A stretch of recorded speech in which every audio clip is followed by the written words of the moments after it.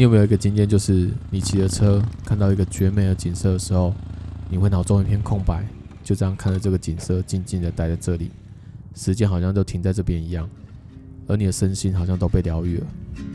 我有，那一天我一个人骑着车去看富士山，跟你分享一下这段难忘的旅程。Country lanes and coastal plains, endless views that we're passing through, making our way to. 我提早一天抵达东京，前一天简单住宿在胶囊旅馆，想说简单睡一下，因为隔天一早就要前往台场取车。很幸运遇到一个超棒的好天气，我预约了9点半在台场的 Rental 819取车。这边也简单的分享一下，如果你要来这边机车旅行的话，你需要准备些什么？护照一定是必备的，再来就是驾照，记得要带着台湾驾照的正本，还有去监理站申请日文译本。这边要特别注意是日文译本，不是国际驾照哦。至于能骑什么车，就要看你拿的是什么驾照了。如果是一般的机车驾照的话，在日本是可以骑到250cc 的车款。而这边要特别注意一下，跟台湾很不一样的是，在日本啊，只要超过125cc 的摩托车是可以直接上高速公路的。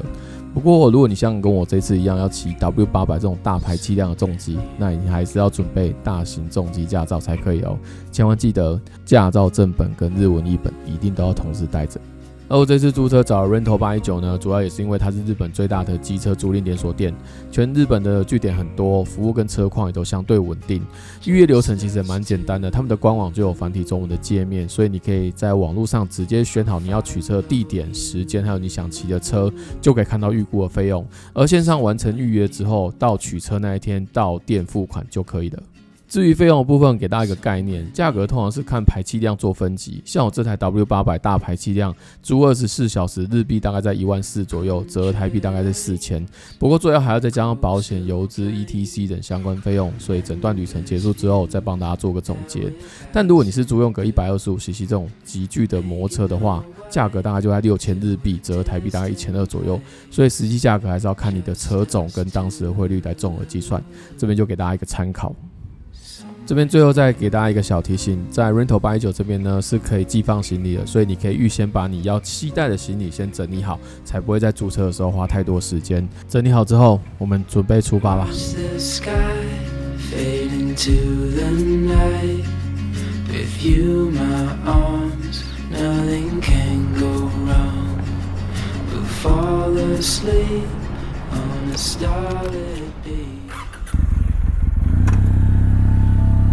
各位，我们要出发了！哇，这个声浪听起来好爽哦！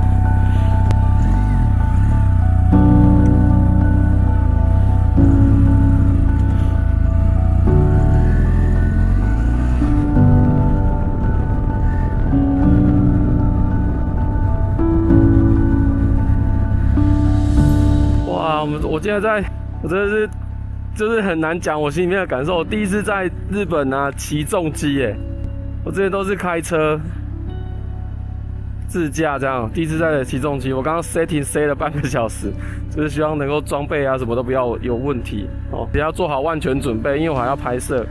好，现在11点多，正常都是骑高速公路，我们要从台场一路到富士山的话，因为我今天是住富士山住一个晚上，大概2个小时左右，反正就是慢慢骑，安全第一啊。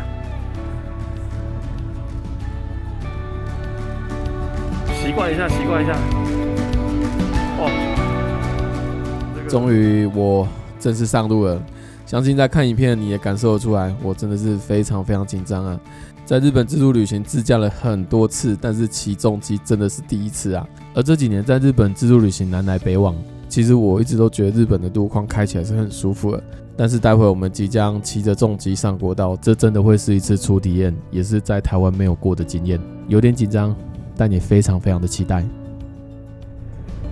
上高速公路，哦，也太恐怖了吧！不要这样吧。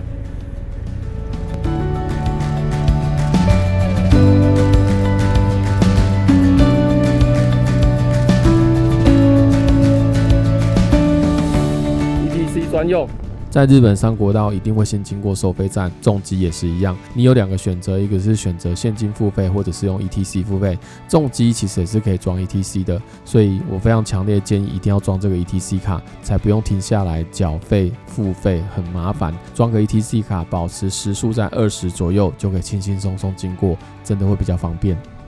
有点塞车，我们现在在高速公路上了。我们现在正在首都高，我们要离开台场，车有点多。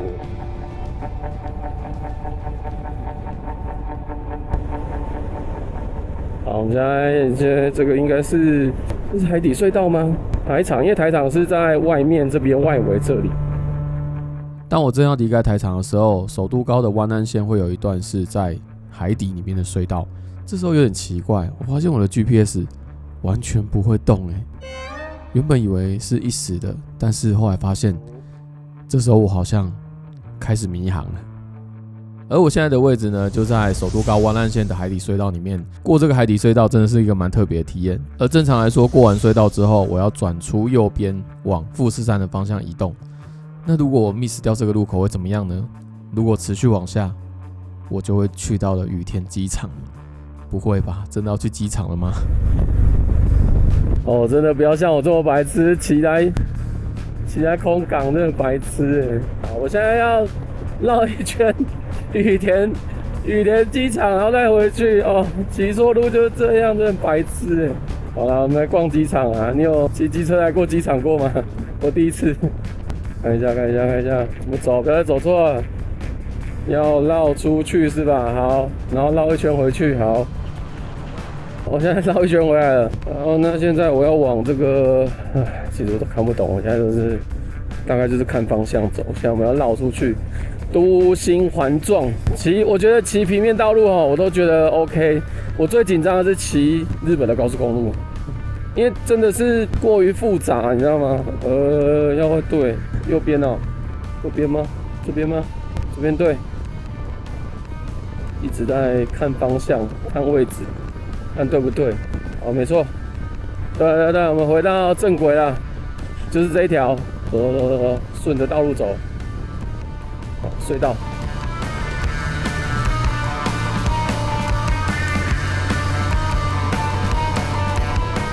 现在遇到一个挑战，就是 Google Map 那边不会动所以我现在要出去到见天日，我才知道我到底在哪里。我现在只能盲猜这一段真的，昨天路线没有好好的规划，就是这样。我有感觉我 W800 的气缸变得很温暖。怎么办呢？我已经塞这个隧道应该有20分钟了。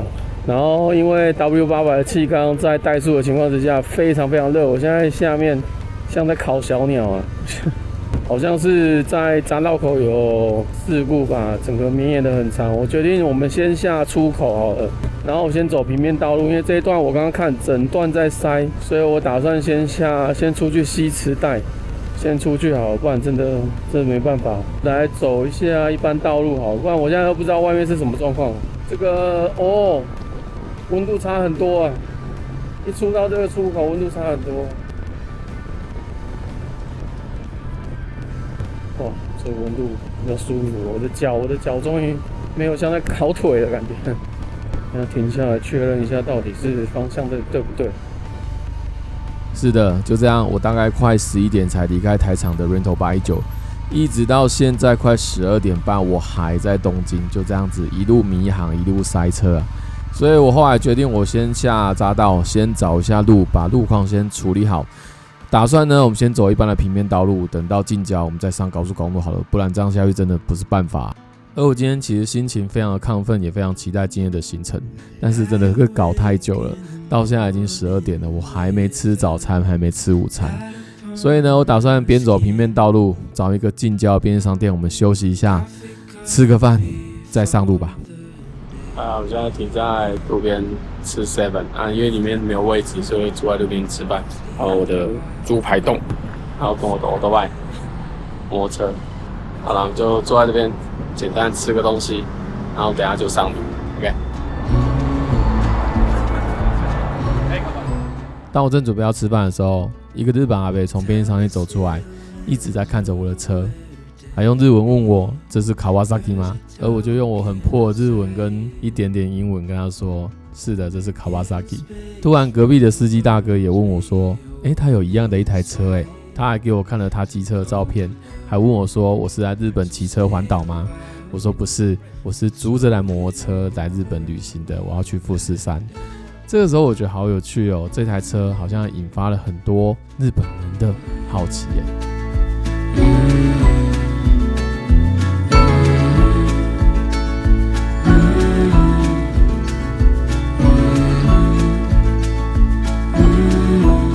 简单的用完餐之后，我又准备上路了。这个时候果然觉得郊区的这个路况跟车又少了非常非常多，骑起来非常舒服，尤其是终于不是一个怠速烤小鸟的状态。接着我又找了最近的交流道上高速公路了，准备一路前往河口湖。这样子的天气，这样子的路况，骑起来是真的相当的舒服。所以如果你跟我一样是假日来骑车的话，遇到首都高非常拥塞的状况，不妨往平面道路走，再到近郊外围，再上高速公路，骑起来应该会比较顺哦。好了，我们现在大概还有1个小时就会到达河口湖了。现在的速度终于比较快一点了，大概有60-70了。我觉得应该是因为今天就是假日的关系，所以就是一直在塞车啊，所以塞车导致就是东京塞，近郊外围也塞。那现在剩下最后的1个小时的路程就比较没有塞了。我现在看 Google Map， 现在是一路顺畅到河口湖啊。骑平面道路的话，可能要再多1-2个小时。那想一下这个太阳时间。日落的时间现在越来越早哦，我看了一下5-6点就天黑了嘛，所以我希望能够再抢到一点太阳，拍到一点富士山跟我们的 Kawasaki 一起入镜的照片。哦，对嘛，这个速度骑起来多舒服！刚刚走走停停，骑挡车最痛苦，退档进档，退档进档，退档进档，这个速度就很舒服，非常非常舒服的一个速度。然后 W800 这样子70-80的骑乘，非常的稳定。路感非常的好，而且这个引擎声很好听。好了，走，一路往河口湖走。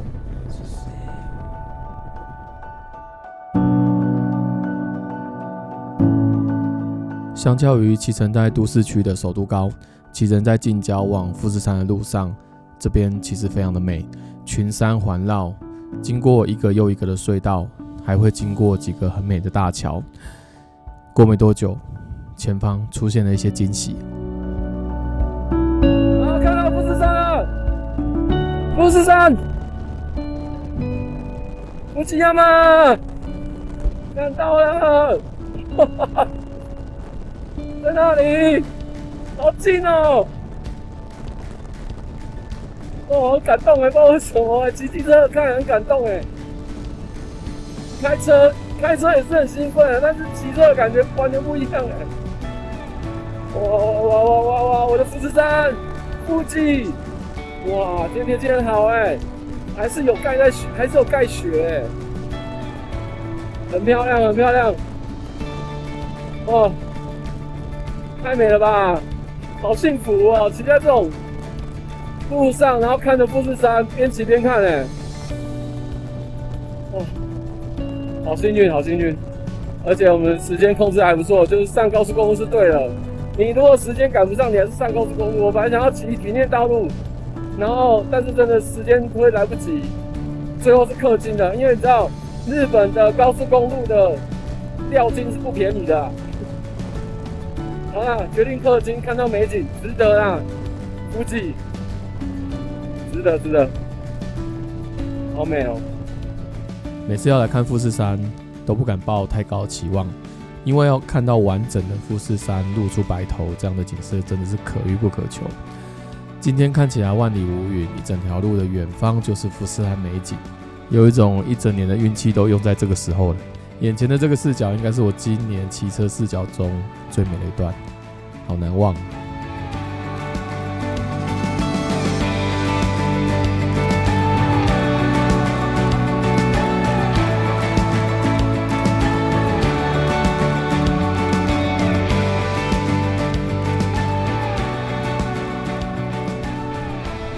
什么？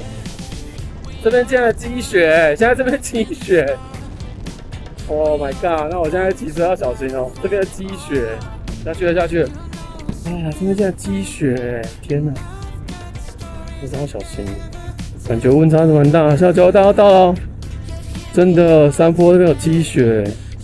过没多久之后呢，我们就要下交道了。下交道第一件事呢，就是 ETC 要扣款，这个小栏杆看起来超可爱的。那 ETC 扣款呢之后，在租车店还车之后呢，会在租车店一起做结账即可。到了富士吉田市之后，明显感觉这边的温度骤降蛮多的，但还好今天天气很不错，阳光是非常的温暖。趁着太阳下山之前，来去几个景点走走吧。好，我们现在来到富士吉田市啊。富士吉田市就是那个小镇新热点他们的拍摄地。那等一下会有一条那个城镇，然后会看得到那个富士山很有名的一段街景，带大家去看一下。这边就是出了名的难停车啊，所以你要走下来拍那个街景其实是不太好拍。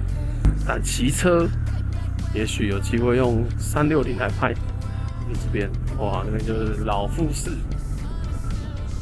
哇，很有味道哦！这段就是最有名的富士的街景，那大家都在这里拍照，这里就会是最多人的地方，然后就会有一个管制在那里，因为这边拍过去就是很好看。那如果你有2个人来的话，就是你可以在那边请你走过去再帮他拍，但我这一个人没有办法，而且这边也不方便停车啦。老实说，这边真的是不要造成人家麻烦，我就这样子骑过去带大家看一下这个街景。好，准备好吗？你们看到前面那边超多人，好，一小段哦，慢慢走，慢慢走。然后我们就是大家在拍的时候，有看到富士山嘛，富士山，那我们就可以慢慢开，然后你就可以比耶，大家就会拍到你，因为后面大家都在拍照。这就是富士的街景，超漂亮。那其实我觉得有个小技巧，其实你不要在这条街，你在旁边的街其实也可以。我们走小街给你看，有小路啦。你要走小路，其实是同样的平行路线的街景，在另外一边其实还有，找给大家看。那天我找到，如果你是同样的平行街景，找同样一区，我们找看有没有好拍的地方，不要去跟人家挤，一样有街景哦，但是你就是找一个地方去拍。哇，还是很多积雪，雪那么多。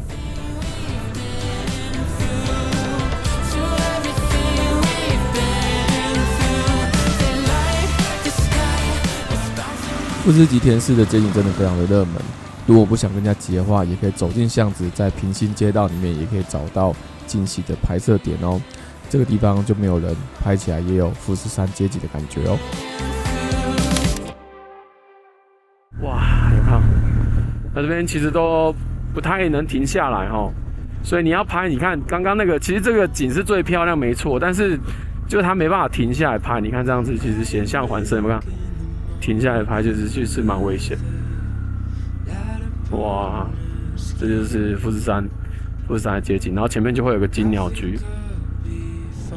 哇，好美哦！前面就是富士山哎，哦，这是什么样的美丽的景色？其实一直都会看到有人出来拍照。我这边还是讲一下哈，不要当失格旅人。我都是找巷子拍，我不敢明目张胆在这里拍，其实真的是很危险，太多人了，而且我相信当地的也是不堪其扰，所以我都找巷子，然后低调一点哦，就自己找一些特殊的景来拍。那个地方我倒可以分享了，就是它那条小的一个徒步区，就在主要的街道的里面就可以看得到。哦，这个就是金鸟居，这边就是富士山金鸟居。其实也不太好拍啦，那就骑过去给大家看。哇，金鸟居，富士山。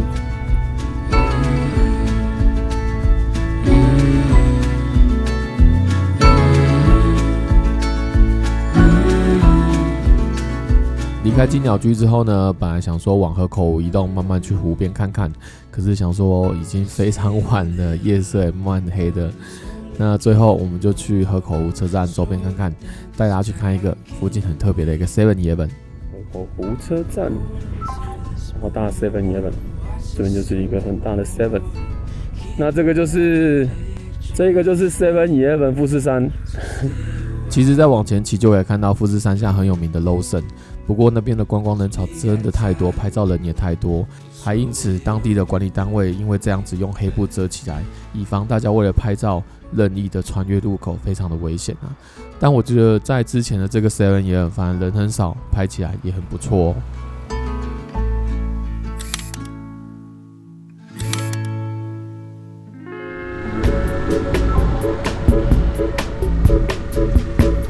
河口湖车站人超多的，沿着主要道路往下就会遇到河口湖车站，这边其实蛮值得进去逛逛啊，我也来了蛮多次了，里面有很多富士山限定的小物，可以进去走走逛逛。如果你是第一次来的话，蛮建议去走走的哦。富士山 Lawson， 富士山 Lawson， 然后这边就会很多人在这里拍照，这个地方。就是之前很多当地的居民有抱怨过啦，所以我就不拍这个点，我反而去 Seven。我想，我喜欢去发掘一些新的点，热门的点有时候会走，但是我还是喜欢一些新的点。哇，赶快跳走！天黑了，天黑了。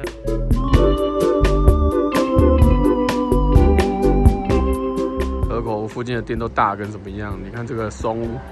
这个松屋竟然还有得来速，还有停车场，这么大所以我说日本的郊区是不是比较好玩？所有的店都大跟怎么样？所有的店都是一个店面，麦当劳一个店面，肯德基一个店面，松屋一个店面。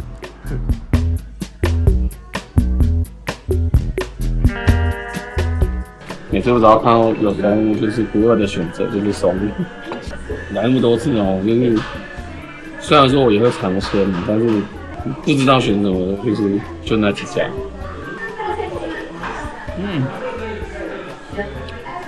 可以，又有汤，又有沙拉，又有这个火锅酱。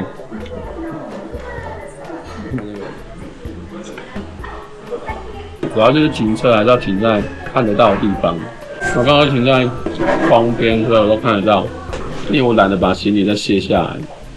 行李上其实就是层层的绑起来，绑得很紧。然后如果要把它卸下来，等一下我要再绑一次哦，会有点麻烦。现在温度是10度，我可以玩晕了。晚上5度了，穿暖一点。这次租车是2天1夜，富士山这边待一个晚上，明天就是骑。因为我今天从高速公路过来嘛，所以明天是想往南边骑。南边就是会每一晚的话会过那个。如果时间够，我会过镰仓南边的山这个位置，那边看富士山的角度又不一样。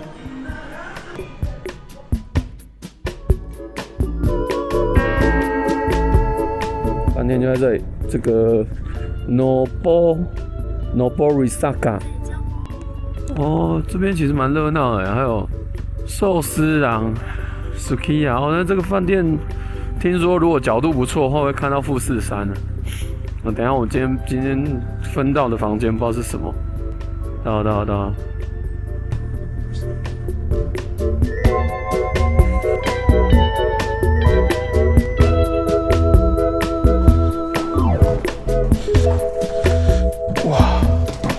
哇，看起来可以耶，这张双人房，重点是价格很便宜，才2000多块。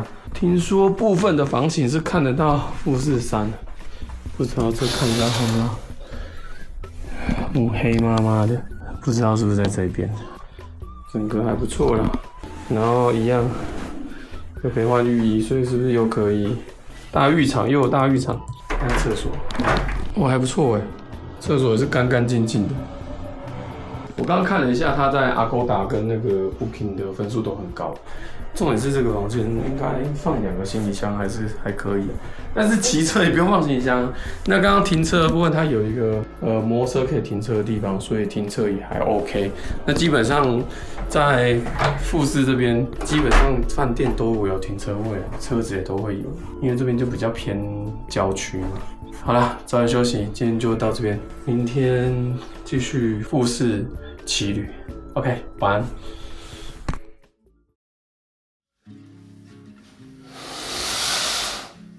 昨天很早就睡了，今天起了个大早。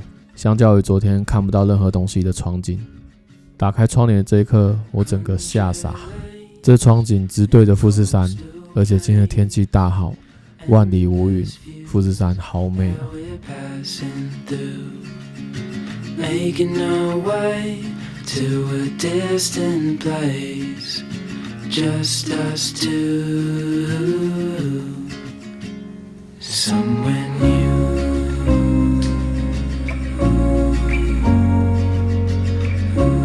我刚刚的房间就在那里，然后看出去就是富士山，然后这个饭店的房间在 Agoda 订含税才2000多块，超便宜耶！但我很早就订了啦，但是一定要在本馆的这一侧，到时候我再标那个房间给大家看，因为只有这一侧的景是最夸张的美。啊，天气好好，好了，出发来去富士山河口湖。虽然富士山的窗景真的很美，但是我真的也不想浪费时间待在房间里面，赶快起了个大早，整装一下，处理一下自己的行李。我想要骑向那个富士山。富士山在这个眼前真的比 4K 还要高清啊！从这个角度看真的好美哦。一直到现在我一直都觉得超级幸运，今天天气怎么可以这么好啊？心想如果可以带着咖啡工具去富士山泡咖啡一定很赞，但是人在国外不太方便啊，所以快速的在便利商店拿个三明治带个咖啡，走吧，我们去边看富士山边吃早餐。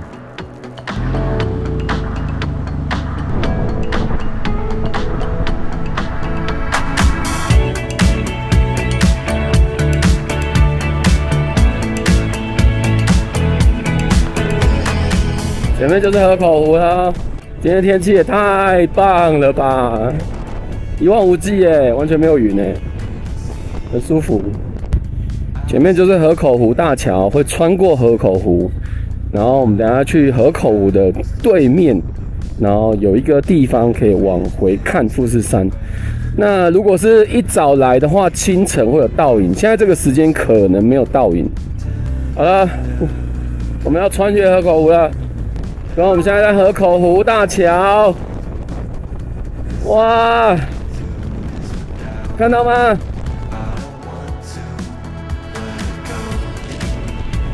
超美的河口湖大桥。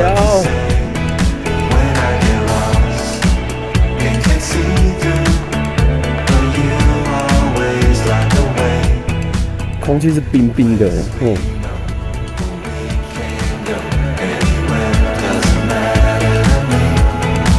在这里，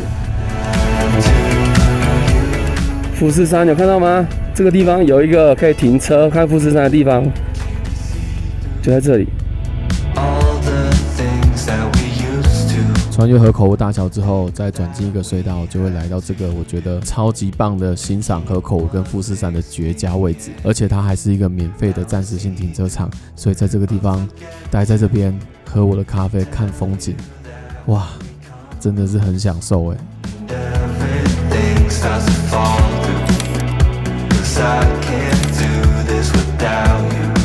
我就这样待在这边待了好一阵子，后来一时手痒，干脆帮大家拍个照吧。Hello. Stay here. Take photo, okay? Okay. 1, 2, 1, 2, this. Look back. And 1, 2. Okay. Airdrop.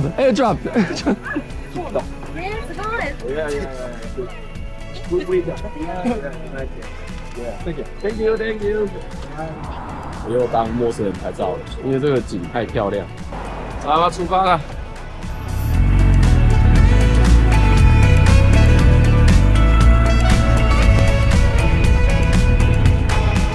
现在要离开河口湖了。河口湖的这一侧，从富士吉田市穿到这个河口湖的对岸的话，这一侧的河口湖是最漂亮的、最美的，因为它可以直接面向富士山，超漂亮。今天天气真是好到炸，各位你要知道，来看富士山，不是一定都能看得到，因为有时候天气会非常不好。我记得我来了第3、第4次吧，成功率50%，成功率的50%。上次也不错，上次就有点阴天，哇，骑起来真的是，上次还是开车啊，骑车的感觉完全不一样。慢慢骑很舒服，慢慢骑就是享受这个富士山脚下的这种旅行。然后我们现在慢慢的往山中湖，山中湖其实我觉得也很好拍，是富士5湖当中我觉得另外好拍的一个湖。那因为就可以从山中湖慢慢绕下往南边回去东京。这个就是缆车在排队，他们要上去搭那个缆车，超多人，建议早点来。你看人这么多，排成这样。因为我已经来过了啦，如果你是自驾来的话，我觉得停车一下上去，那个风景真的很漂亮。那如果是骑车的，可以去我刚刚推荐的那个点，你也可以停在那边，看着车，看着富士山。如果可以的话，去便利商店买一杯咖啡吧，因为我刚刚就在那边坐在那里，坐在我车上喝咖啡，舒服。我们要离开河口湖了，慢慢往山中湖种。加个油好了，比较保险。Yeah, is it right? Okay. Cash or credit card? Cash. Cash, Okay. okay. OK. 加了1700块，9公升。到时候看油钱多少钱，我再汇整一下给大家看。我先收起来。这个 W800它有个小问题，就是它只有快没有油的时候才会亮起油量表。就是警告你快没油，所以我等一下去山里面，我觉得还是比较保险。OK, thank you.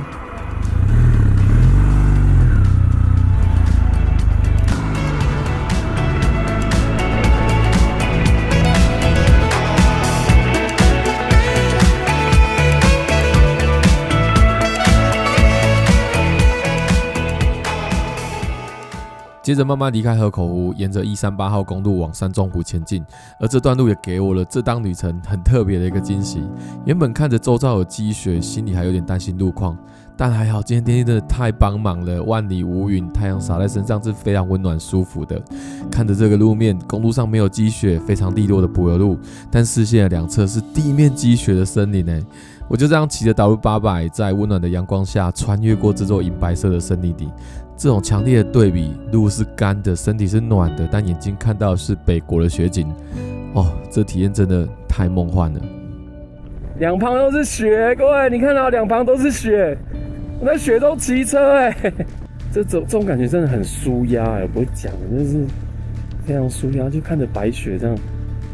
两侧都是白雪，这种风景可能只有合欢山上要拼上去才看得到。可是我正在平面道路，真的是很幸运。哇，今天16度，大家看到吗？现在是16度，所以气温是非常舒服啊，春暖花开的感觉啊，真的很美，很难以形容这种感觉。然后现在风吹来，其实是微微凉凉的，但是还 OK， 好美啊！然后在9分钟我们要到山中湖了，快到了。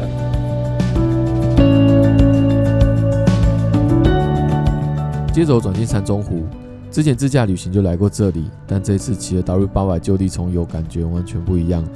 总觉得骑在机车上，富士山离我更近、更巨大。沿路上有超多重机骑士，这里根本就是重机骑士的天堂啊！顶着这样无敌的好天气，骑在这个湖畔道路上，太享受了。哇，这就是山中湖，天气也太好了吧！这真的是人品爆发，太夸张了啦！这个真的是哦，好感动哦！这个天气，我记得有一个下面可以骑下去，带大家走。哇，这段也太美了吧，超美的。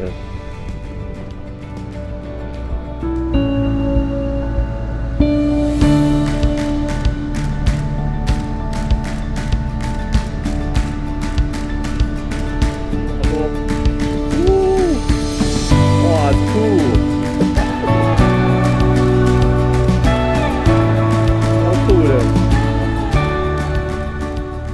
加油站的入口进去，来看一下这个神秘的点。哇，有好近哦！哇，有，它这个整个可以进来耶！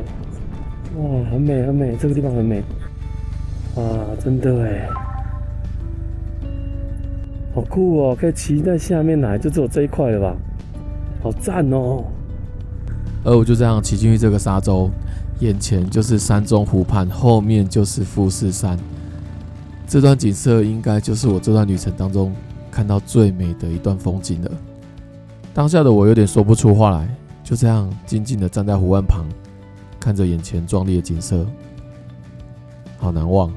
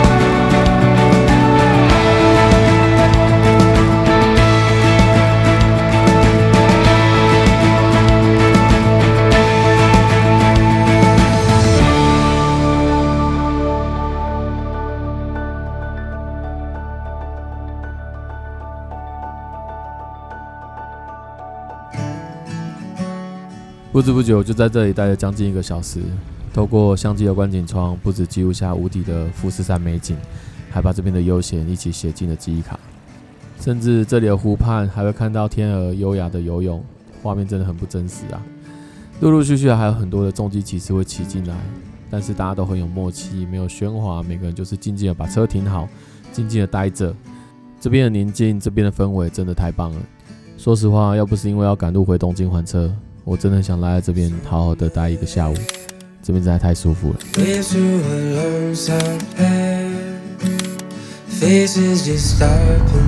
好了，妈离开了。这个超美的地方，好多重机啊，各位，你看，骑重机来避访啊，哇，好多哦。这边真的是重机骑士避访，它真的是有一个小巷子钻进来。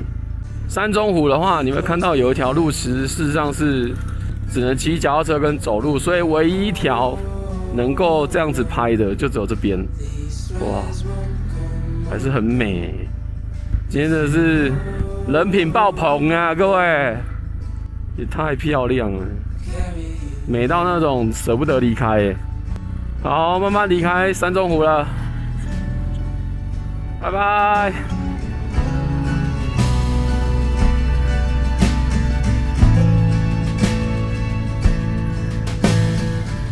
离开悠闲的山中湖其实有点不舍啊，不过回程的路上其实还有很漂亮的风景。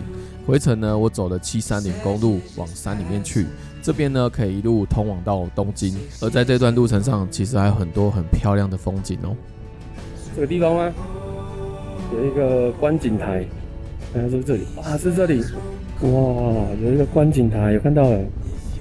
哇，看到这个观景台，哇塞，很雄伟。果然大家都在这里。这个景点真的很漂亮，它从山上可以看到整个山中湖跟富士山的景色，但缺点就是这边的车子跟人真的太多了，不太好拍摄。我看了一下，决定还是往上面看看吧，也许有不同的风景。可是我记得上面也可以拍，我绕一下上面好，漂亮。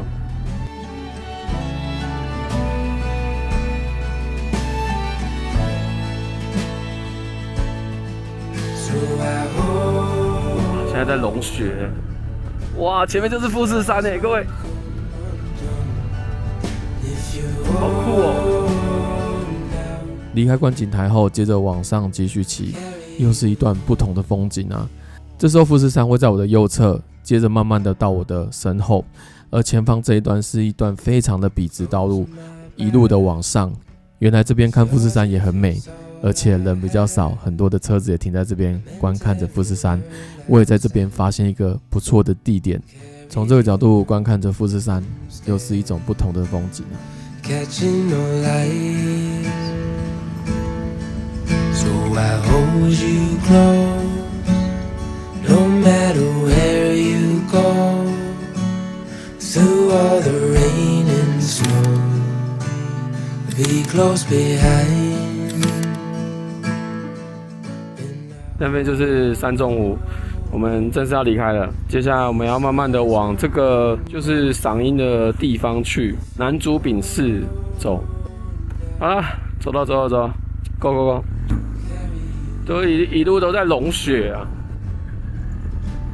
山中湖的观景台的上缘这边，其实拍起来比较漂亮，但是就比较危险啊，因为下面那个观景台，其实如果人没有很多，那个观景台其实是有设计过，我觉得也不错。刚好拍的那一个是，它就是在上缘一点点，离开山中湖啦。告别了最后的观景台，也正式离开了山中湖了，正式要返程了。接着继续往山上骑去，一阵一阵的冷风吹来，这边明显感觉到气温骤降。而且还出现了路面结冻警告，让我有点紧张。不过骑在这两旁都是积雪的山路里面，虽然很冷，但是慢慢骑，看着风景其实很不错，有一种独旅才有的萧瑟美感啊。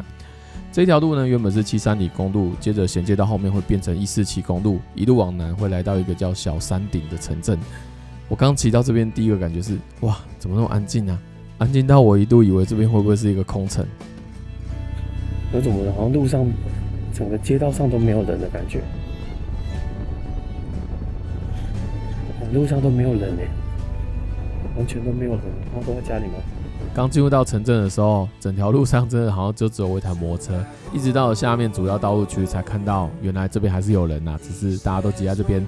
哦，原来他们在看樱花，这边有一个小小的赏樱的地方哎。哇，樱花哎，这是我这趟旅程第一次看到的樱花，满开哎，好美哦。Closing my back, it's yours if it's all I have. 这时候跟你敬礼耶，好酷哦！小朋友真的会跟你敬礼。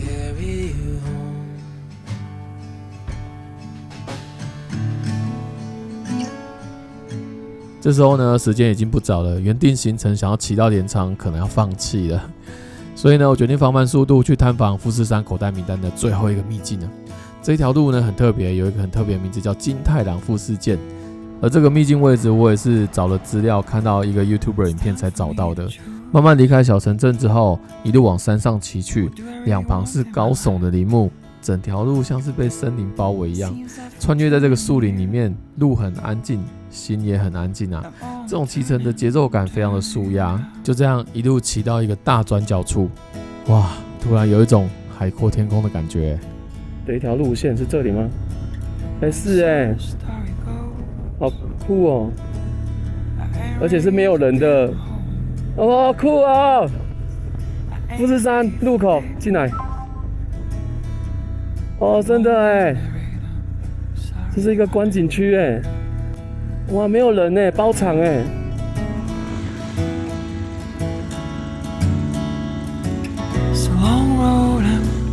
Walking on, it's an endless song. The first verse is over, but maybe I've sang it wrong. It's a long road I'm walking on, it's an endless. 我现在来到这个一个很特别的地方，你有看到我身后是什么吗？就是富士山哎。这个地方是在那个要往南竹饼的一条小山路，它这边完全没有人。今天礼拜日哦，然后这个是我在 YouTube 一个来富士山骑车的一个台湾人吧，然后他分享了一个这个点，我觉得这里很棒完全没有人超美的，而且超安静，超级安静，无风，然后超安静。摩托车它就有个路可以进来，然后你可以在这边啊，外面这边就是道路，所以它就这样绕一圈过来，好漂亮哦。如果你骑车来的话，如果是从山中湖要慢慢往东京走，这一条路线这样走过去会遇到这才是秘境啊，各位，好漂亮啊！来拍拍照片吧。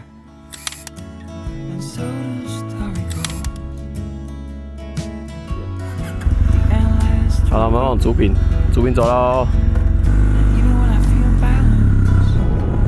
走。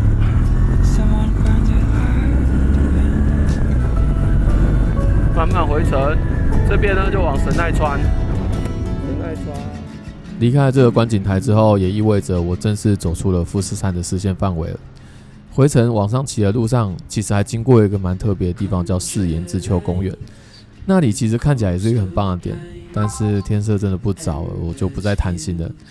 这趟旅程有刚刚的观景台做结尾，我已经觉得很棒了。但是如果你是第一次来的话，在往上还有一个公园可以停留一下，我觉得也是非常不错哦。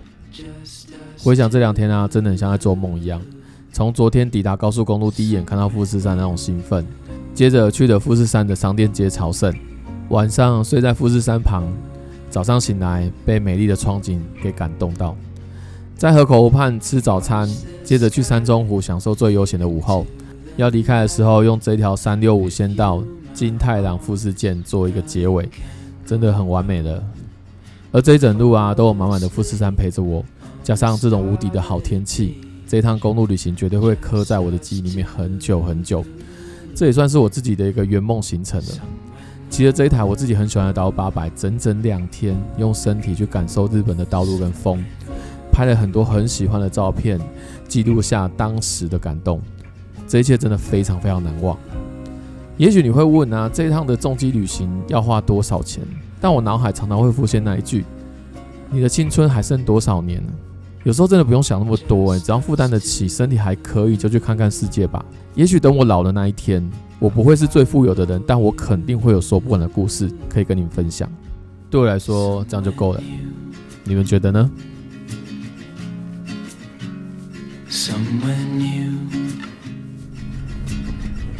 好像是快到了，我们现在在南竹饼。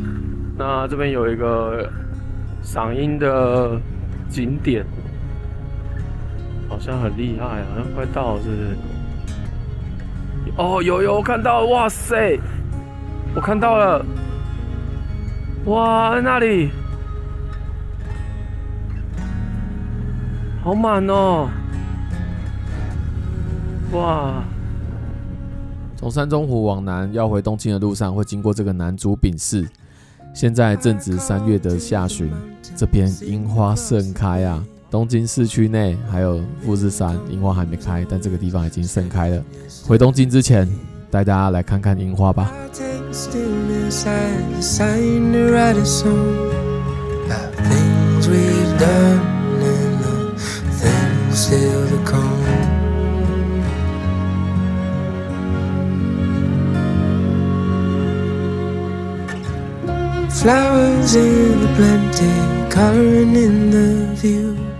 回程经过南竹饼市，遇到这片樱花，完全是一场美丽的意外。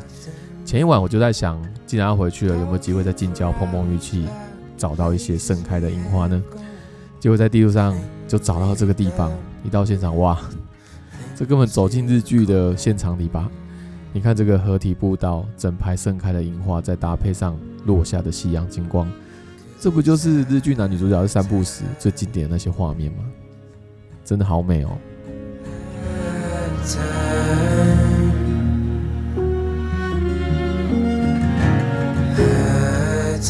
我现在在这个南竹饼市的，算是它的合体边，现在是满开的阶段，超级漂亮的。然后它这边其实下午的时候还有一些摊贩。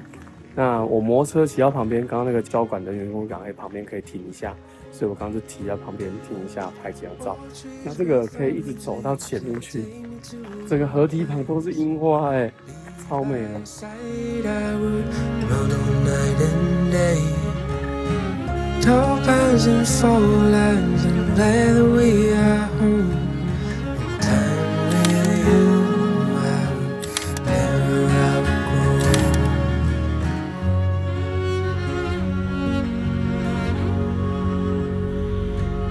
漂亮，超美的，我怎么会美成这样？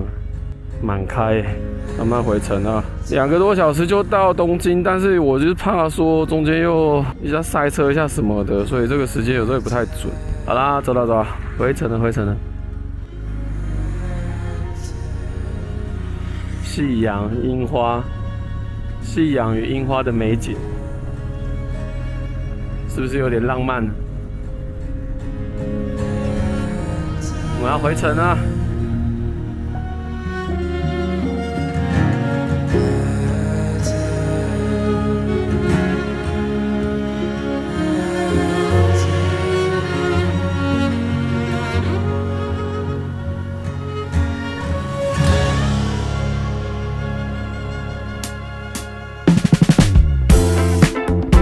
就在这样美丽的夕阳西下，我也要准备结束这段旅程了，一路要骑回东京，大概2个多小时啊。